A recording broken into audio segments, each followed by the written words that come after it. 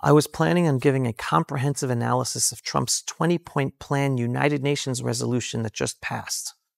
But just minutes from me, a few hours ago before this recording, another terror attack took place at one of the busiest intersections in the Judean Hills, minutes from my home and right near my army posts in reserve duty that I was just on a few weeks ago. A car ramming attack, following by the terrorists in the car jumping out with knives. They murdered one Jew and 3 more were injured. Thankfully, the IDF killed both of the terrorists involved in the attack. It was meant to be a much, much bigger terror attack, as several bombs were found in the car as well. So the question people are asking, why does this keep on happening, especially after we've demolished the cities in Gaza? Simple, because we continue to allow evil to live among us. Because too many Jewish and Israeli leaders still refuse to call our jihadi Muslim enemy for what it is, Amalek. Our politicians don't do it, our rabbis don't do it, our educators don't do it, and our online influencers for Israel don't do it. But follow this. Just as biblical Amalek preyed on the defenseless Jews in the Bible, the elderly, the women, the weak, those lagging behind, the children, so too our modern enemy has been doing the exact same thing to the Jewish people for generations, all in the name of Palestine. And it didn't begin in 1948, or with an occupation, or with settlements in Judea and Samaria, what they call the West Bank. It began in the 19th century and early 20th century, and it was centuries earlier, long before the State of Israel existed, long before Jews returned to resettle our biblical homeland. They were killing us in Saudi Arabia, in the towns of Khaybar. And this is long before the Jewish State of Israel came to exist. No IDF, no settlements.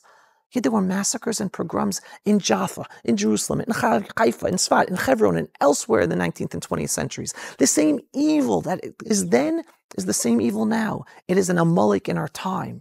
Today it is the jihadi Islamists with their stormtroopers who call themselves Palestinians. And instead of calling out this evil so the world can finally internalize what we are up against, our leaders play along with global geopolitical games at the United Nations that let the perpetrators of October 7th, the jihadi Muslim enemy we're up against, feel like they're being rewarded, handed a so-called path to a Palestinian state with the acceptance of the world. It's insanity, it's moral blindness, and it endangers us all. There is no difference between the Arab Muslims in Gaza today and those in Judea and Samaria. Every poll shows the same horrifying truth. A vast majority of them support the October 7th atrocities of murder, mass rape, burning, kidnapping. This is not a fringe group. This is a society raised on jihad, on hatred, and a 1,400 plus year ideology of conquest and submission of all non-Muslims. These attackers and terrorists, they're not lone wolves. They are the stormtroopers of a culture called Palestine that glorifies murder, and they're everywhere. They're in London, in Paris, in New York, in Toronto. So why does this terror continue, even after we've destroyed Gaza? Because our enemies know that they are rewarded, not punished for their evil. The world makes it clear to them. Instead of holding them accountable for the massacres and pogroms and the decades of terror, centuries against us, it wants to rebuild Gaza for them and reward them with a state. Who cares if they never fulfill a single condition to actually get a state, according to the Trump 20-point plan? The goal of the international community remains the same: solve the conflict by giving them a state. So from their perspective of the jihadi Muslims, they have nothing to lose by spilling Jewish blood. They see the world shifting in their favor. They see more and more jihadi Muslim Mamdani-style candidates winning elections in the United States, in Paris, in France, in Britain, with the support of the socialist global left. They also see parts of the Christian conservative right in the US turning against Jews in Israel. They are convinced that time is on their side. One nation after another is becoming Islamicized, and the socialist Islamists are taking over and will turn against Israel. And they don't care about losing their lives in terror attacks because they believe they gain honor, paradise, and victory through their death. They're martyred. That is why their terror won't stop. Not because of despair, not because of occupation, but because a 1,400 plus year old genocidal Islamic ideology sees that the world is willing to reward it.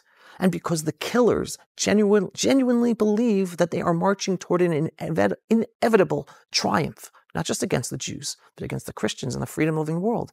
And they have the patience to wait to have their victory. We need leaders today with the courage to say openly, our enemy, jihadi Islam, with its stormtroopers called Palestinians, that is the modern Amalek we're up against. And our mission as a Jewish nation, our moral duty, is to remove evil from God's holy land and protect the lives of every Israeli citizen. And that is the biggest gift we can get all of the freedom-loving world so they can learn from us to do it in their countries as well. The Arab Muslim Middle East is a huge region. These evil jihadi Muslims can't live near us. They must live in Middle Eastern countries that agree with their genocidal jihadi agenda. Not near us, not in Israel, not in Gaza, not in Judea and Samaria. So everyone, no more illusions, no more appeasement, only strength, clarity, and Jewish sovereignty. In the meantime, Baruch Dayan Ha'emet.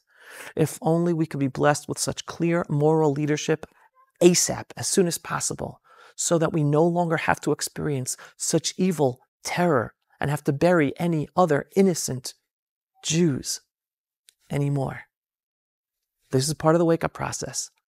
Help me at the Pulse of Israel spread these messages of truth to wake up more Jews so we have more rabbis, more educators, more online influencers, more politicians saying this basic truth to get us to the place we must be to fulfill our own purpose as a nation in our Holy Land and help the whole freedom-loving world, because we are the front line against this jihadi Muslim Amalek entity that is spreading everywhere. Good times are coming, but help me wake up the people so we can hasten them to come even quicker. Am Yisrael Chai. If you are not yet a subscriber to our daily, belief-based, inspiring, politically incorrect, truthful videos about Israel, the Jewish people, and the freedom-loving world, what are you waiting for? Go to pulseofisrael.com and click to subscribe today. And yes, we are a donor-based operation. We need your donations for support in order to make these videos and get our videos seen and do all the work we do. So every once in a while, whether a large donation or a small donation, just go to pulseofisrael.com and click on the donate button. Shalom, everyone, and thanks for watching. Pulse of Israel, frontline videos from the Holy Land. Support our work by donating today.